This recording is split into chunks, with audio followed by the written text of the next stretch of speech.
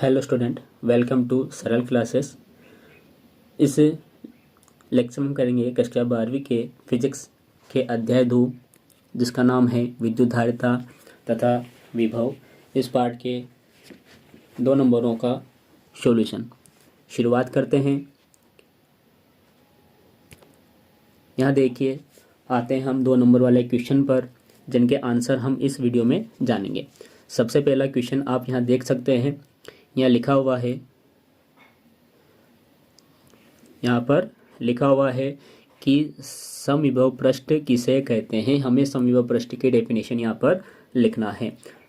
तो इसका उत्तर हम इस प्रकार से लिखेंगे, किसी विद्युत क्षेत्र में समान विभव के बिंदुओं को मिलाने वाली काल्पनिक पृष्ठ को समविभव पृष्ठ कहते हैं। किसी विद्युत क्षेत्र में समान विभव के बिंदुओं को मिलाने वाले यहाँ पे मिलाने वाले काल्पनिक पृष्ठ को समविभव पृष्ठ कहते हैं।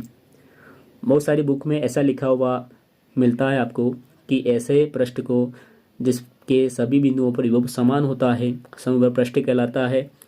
वो डेफिनेशन भी लगभग सही है, लेकिन जो पूरे नंबर दिलाएगी वो डेफिनेशन आपके सामने यहाँ पर है। किसी विद्युत क्षेत्र में समान विभव के बिंदुओं को मिलाने वाले काल्पनिक पृष्ठ को समविभव पृष्ठ कहा जाता है। ये आपको अच्छे से तैयार करना है। इसके बाद दूसरा प्रश्न है, यहाँ पे समविभव पृष्ठ की विशेषताएं लिखिए। विशेषताएं बतानी है आपको, तो विशेषताएं इस प्रकार से हम लिखेंगे।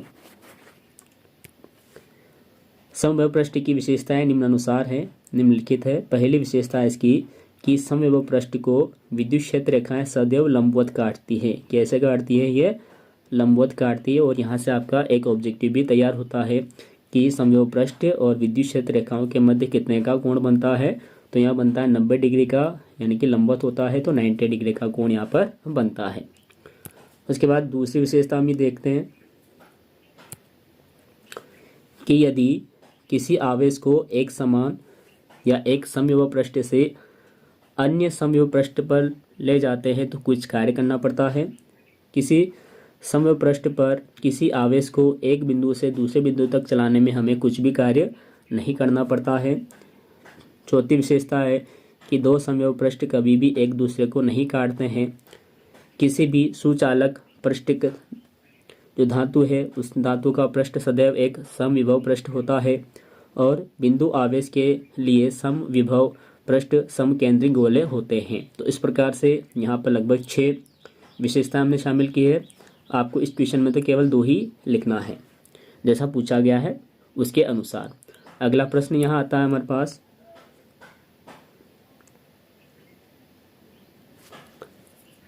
देख सकते हैं, लिखा है 2 पिकोफैरेड, 3 पिकोफैरेड और 4 पिकोफैरेड धारिता वाले 3 संधारित्र समांतर क्रम, जिसको पार्श्वक्रम भी बोला जाता है, इसलिए इसका नाम भी यहाँ पर शामिल किया है, में जोड़े गए हैं। संयोजन की कुल धारिता क्या होगी?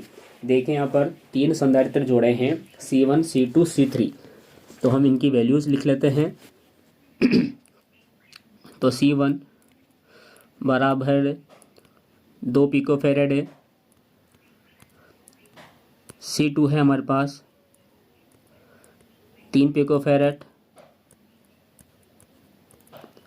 और C3 हमारे पास 4 पिकोफैरेड।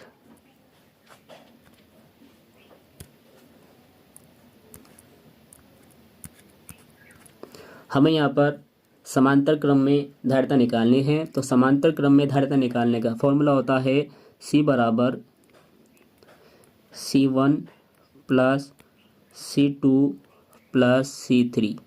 ये समांतर क्रम का होता है, पार्श्व क्रम का होता है। यहाँ पर आपको वैल्यूज़ इनकी पुट कर देनी है।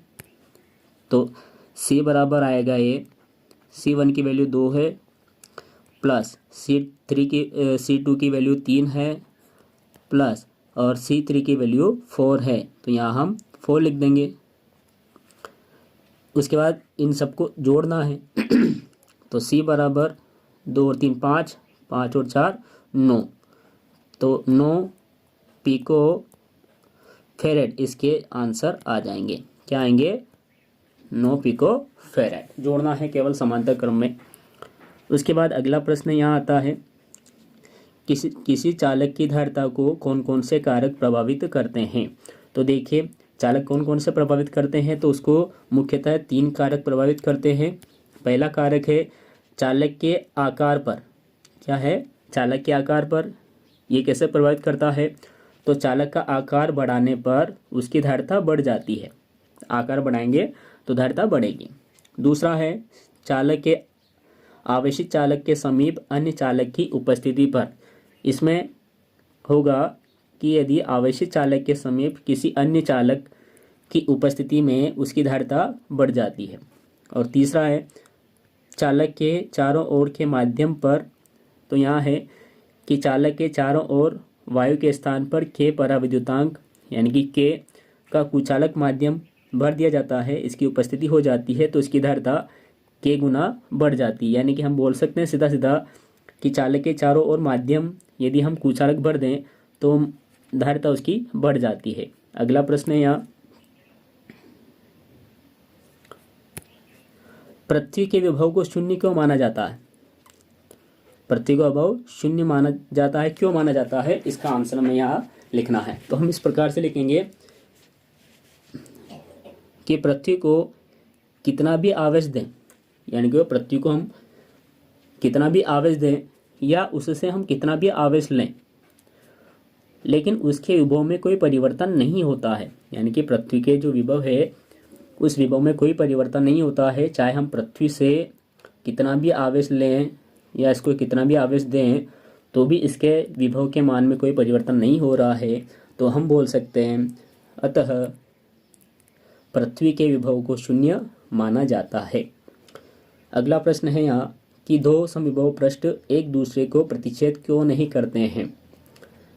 विद्युत क्षेत्र रेखाएं भी नहीं करती है और समविभव पृष्ठ भी नहीं करते हैं।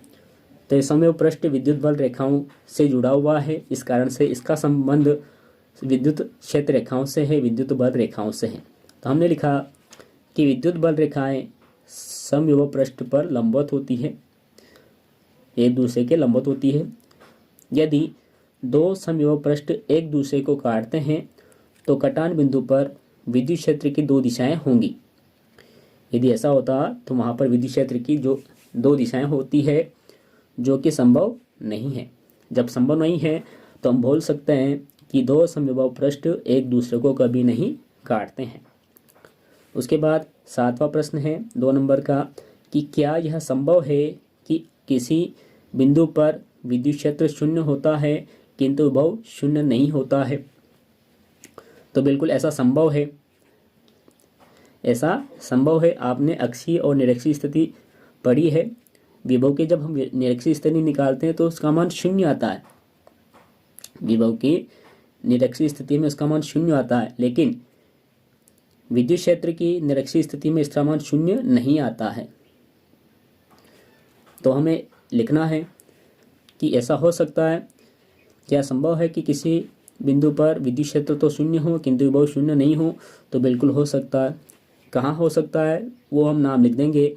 ये होता है आवेशित खोखले चालक के अंदर, आवेशित खोखले चालक के अंदर। उसके बाद अगला प्रश्न है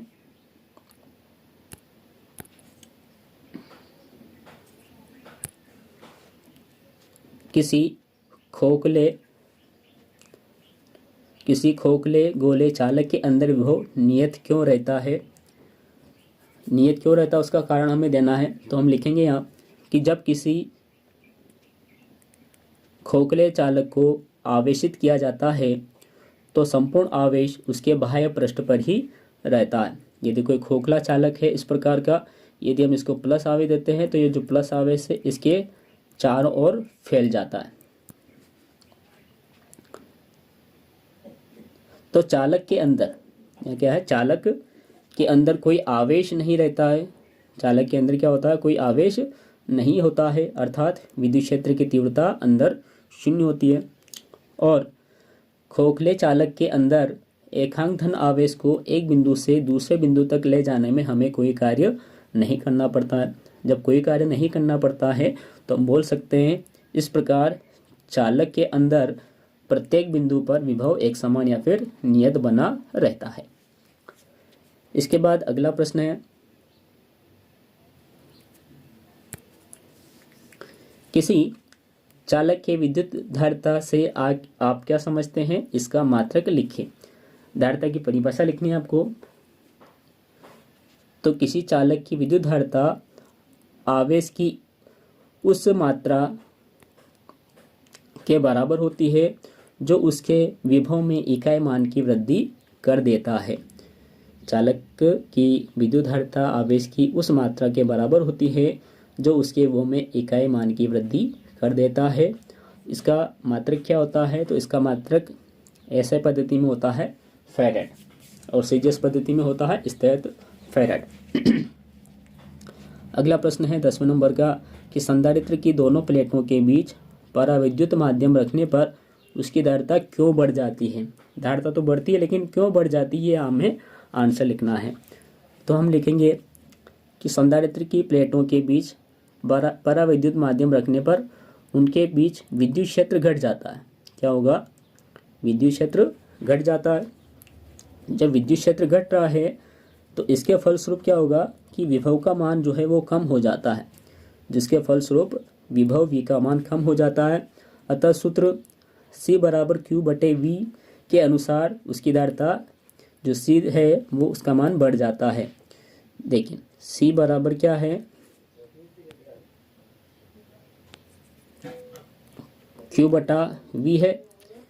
तो C का मान किस पर निर्भर करता है, तो C का मान निर्भर करता है आवेश के अनुक्रमणपाती और C का मान निर्भर करता है विभव के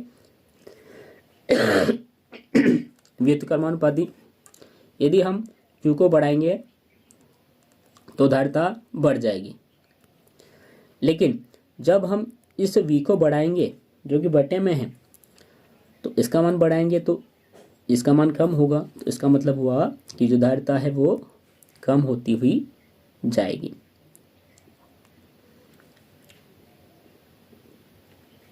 और यदि हम इसका मान कम करेंगे तो इसका मान बढ़ जाएगा।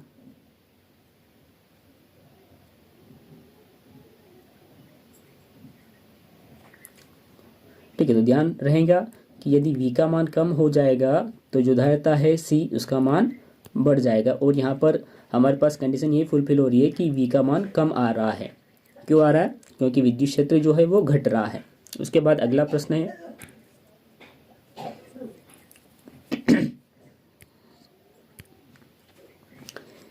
क्या यह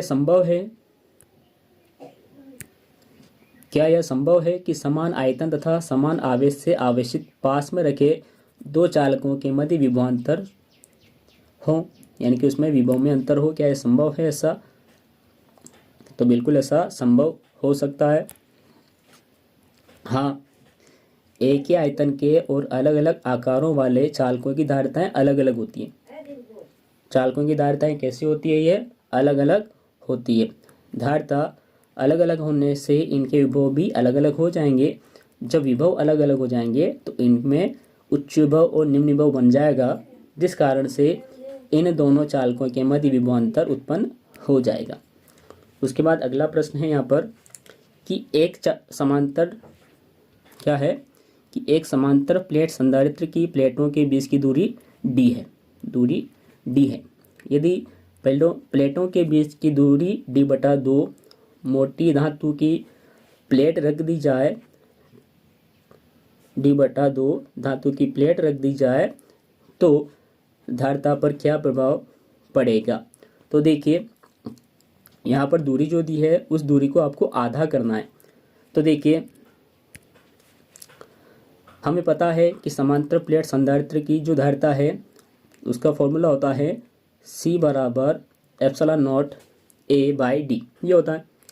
दूरी आधी करनी है, आधी मतलब d की जगह आपको d/2 लिखना है। तो नई धारिता क्या हो जाएगी, तो ये हो जाएगी C बराबर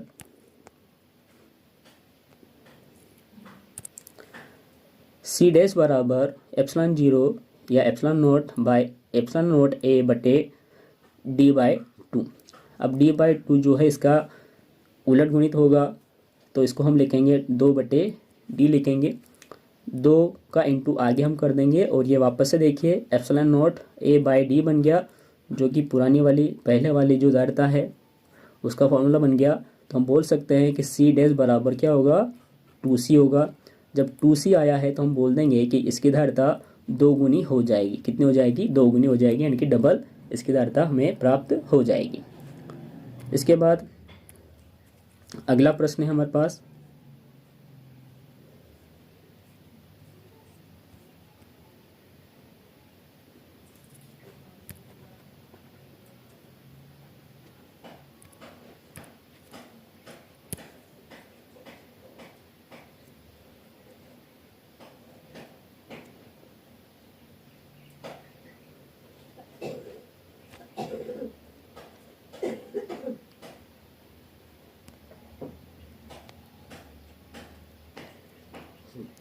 हमारे पास प्रश्न है यहाँ पर,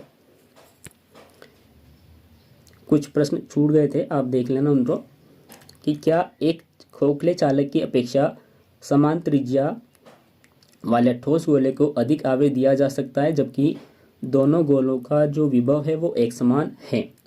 तो देखिए हम ऐसा नहीं कर सकते हैं। क्यों नहीं कर सकते हैं? ऐसा संभव नहीं है। दोनों में आवेशों की मात्रा समान है। आवेशों की मात्रा कैसे होगी? समान होगी, क्योंकि दोनों गोले की त्रिज्या समान होने के कारण धारिता समान होगी।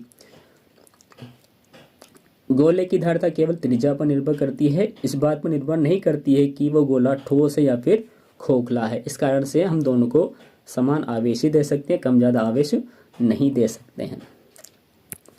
इसके बाद लास्ट प्रश्न है ना। इसके बाद जो है ये लास्ट प्रश्न बचा है इसको भी हम समझ लेते हैं, इसका सॉल्यूशन कर लेते हैं। पूछा हमसे, क्या एक फैराडे धारिता का चालक व्यवहार में संभव है? यानी कि जो चालक है जिसकी धारिता 1 फैराडे हो वो व्यवहार में संभव है? तो ऐसा नहीं है, ये संभव नहीं है। अपने उत्तर का कारण दीजिए। चलिए हम अपने उत्तर का कारण दे देते हैं कि ऐसा संभव क्यों नहीं है। तो देखिए ये क्वेश्चन अभी जो हमने देखा वही क्वेश्चन यहाँ पर हमने लिया। तो हमने लिखा कि यह समान संभव नहीं है। क्यों संभव नहीं है? अब हमें उसका कारण भी यहाँ लिखना है।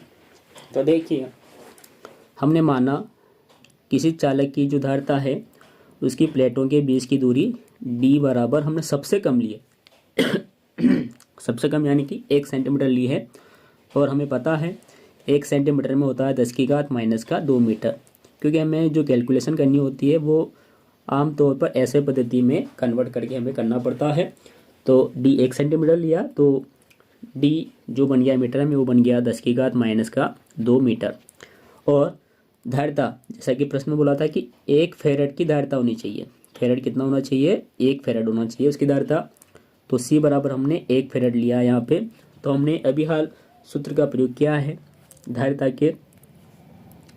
तो धारिता का जो सूत्र है वो होता है C बराबर epsilon not A by D। ये फॉर्मूला होता है। इस फॉर्मूले की सहायता से हम यहाँ पर कुछ मान निकालते हैं। तो यहाँ आप देखेंगे तो आपके पास C की वैल्यू है, इस D की वैल्यू है, एप्सिलॉन नॉट की वैल्यू भी है आपके पास, लेकिन इस A की वैल्यू नहीं है। तो हम A की वैल्यू निकाल लेते हैं। A की वैल्यू हम इसलिए निकाल रहे हैं ताकि हमें पता तो चले कि 1 फैराड प्राप्त करने के लिए हमें उस वस्तु जो रहेगी, चालक जो रहेगा, उसका आकार कितना लंबा चौड़ा लेना पड़ेगा। तो ये आकार निकालने के लिए, एरिया निकालने के लिए हम A निकाल रहे हैं। तो A बराबर हो जाएगा CD बाय एप्सिलॉन नॉट। यहाँ पर वैल्यूज पुट कर देते हैं। C 1 है तो 1 लिखा, इनटू लगाया हमने D यानी कि 10⁻⁻² अपॉन में एप्सिलॉन नॉट की वैल्यू है 8.85 इंटू 10⁻⁻12 है। इस कैलकुलेशन को आपको सॉल्व करना है। तो सॉल्व करते हैं। देखिए संख्या एक साथ हम लिखें तो ये हो गया 1/8.85 इंटू 10⁻⁻² और 10⁻⁻ ये 12 थी, है नीचे में माइनस की तो ऊपर जाएगी तो प्लस की 12 हो जाएगी। घातें जोड़ घटाव कर लेते हैं। तो 2 माइनस का है और 12 प्लस के हैं, तो 10 बच जाएंगे। तो हो जाएगा 1/8.85 इंटू 10⁻10। आप यहाँ देख सकते हैं कि बटे में जो संख्या लिखी है हमने, जो हमको मिली है 1/8.85। जो एक, ये ऊपर वाला जो 1 है, ये इस बटे वाले संख्या से बहुत छोटा है, मतलब कि हमें ऊपर का मान बड़ा रखना है नीचे वाला से। ये 8 पॉइंट में, यानी कि 8 है और ये 1 ही है। तो हम क्या करेंगे, इस जो पीछे 10 है और इस 10 के पास यहाँ 10 जीरो है, तो हम इससे 1 जीरो आगे उधार ले लेंगे, तो ये आगे तो बन जाएंगे 10 और पीछे इसमें से 1 हो जाएगी 0 माइनस, तो ये हो जाएगी 10⁻9। कितनी हो जाएगी ये? 10⁻9 हो जाएगी। तो यहाँ पर ए हमें मिला 10/8.85 गुणित 10⁻9।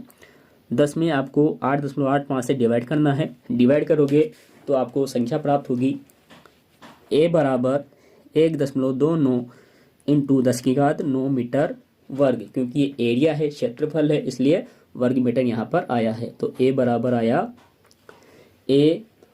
आया 1.129 इंटू 10⁻9 मीटर वर्ग। तो ये तो हमारे पास क्षेत्रफल आ गया, यानी कि जो वस्तु थी, जो आयताकार हो या गोलाकार हो, हम कुछ भी मान सकते हैं, तो हमने आयताकार मानी है, उसका ये ए आया है। हमें ये निकालना है इसकी लंबाई कितनी है, इसकी चौड़ाई कितनी है। तो हमने मान लिया कि ये एक आयताकार वस्तु है और आयताकार है, साथ ही हमने ये मान लिया, आप वर्गाकार भी मान सकते हैं, आयताकार भी यहाँ बोल सकते हैं। तो इसका लंबाई भी ए है और चौड़ाई भी कितनी है, ए है। हमने मानी है वर्गाकार के रूप में या आयताकार के रूप में, क्योंकि हमने लंबाई चौड़ाई बराबर यहाँ बता दी।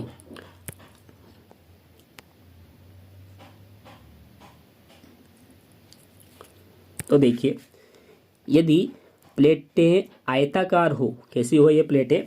आयताकार हो तथा प्रत्येक भुजा की लंबाई ए हो, तो हमें पता है कि जो क्षेत्रफल होता है वो भुजा की घात 2 होता है, यानी कि ए बराबर 1/2। और इस ए का मान ही आया था 1.129 इंटू 10⁻9।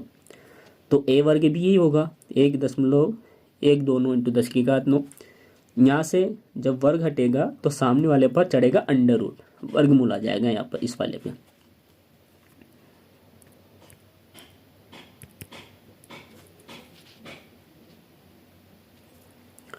तो वर्गमूल चढ़ गया, ए बराबर अंडर रूट में 1.129 इंटू 10⁻9।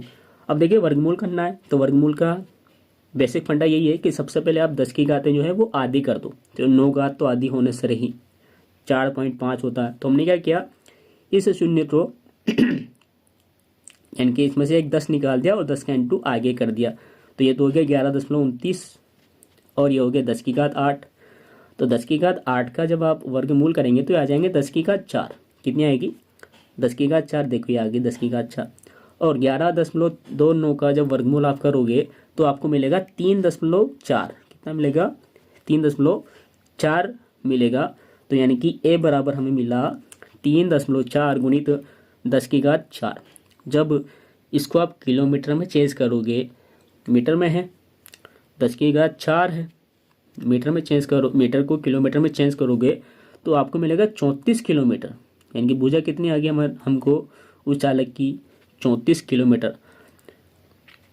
जब भुजा 34 किलोमीटर आई है, इसका मतलब क्या हो गया कि यहाँ पर इस प्रकार समांतर प्लेट संधारित्र की प्लेट की जो लंबाई है वो 34 किलोमीटर है और चौड़ाई भी कितनी है? 34 किलोमीटर होगी, जो कि व्यवहार में असंभव है। अब 34 किलोमीटर का कोई वस्तु हम कैसे बनाएं?